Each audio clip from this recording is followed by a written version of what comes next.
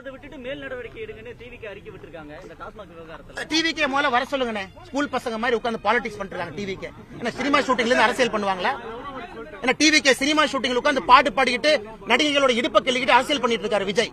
திரும்ப எனக்கு பேச தெரியுமல்ல. டிவிக்கேவும் பவுண்டரியை கிராஸ் பண்ணக்கூடாது. நானும் டிவிக்கேவும் மரியாதையா தான் பேசிட்டு இருக்கேன். அறிக்கை விடும்போது அறிக்கைக்கு ஒரு காரணம் இருக்கும்.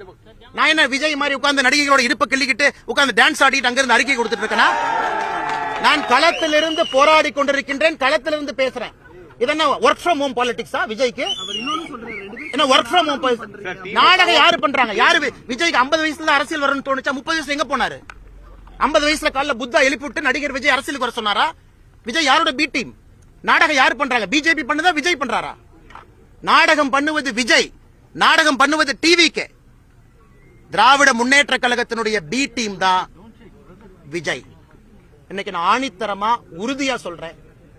தமிழக வெற்றி கழகத்தினுடைய நடவடிக்கையை பார்த்த பிறகு நான் சொல்றேன், திராவிட முன்னேற்ற கழகம் மறுபடியும் ஆட்சிக்கு வர வேண்டும் என்று ஆரம்பித்த சீக்ரெட் ப்ராஜெக்ட் தான் தமிழக வெற்றி கழகம், சகோதரர் விஜய் அவர்கள். ஏன்னா வரம்பு மீறி அவர்கள் பேசும்பொழுது எனக்கும் பேச தெரியும்.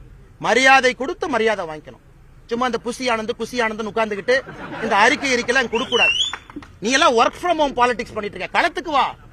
அப்படியே படாம அப்படியே உட்கார்ந்து ஆக்டிங் பண்ற இடத்துல இருந்து அறிக்கை டைப் அடிச்சு அனுப்பிட்டு இருக்க. உனக்கு என்ன தெரியும் மக்கள் கஷ்டத்தை பத்தி?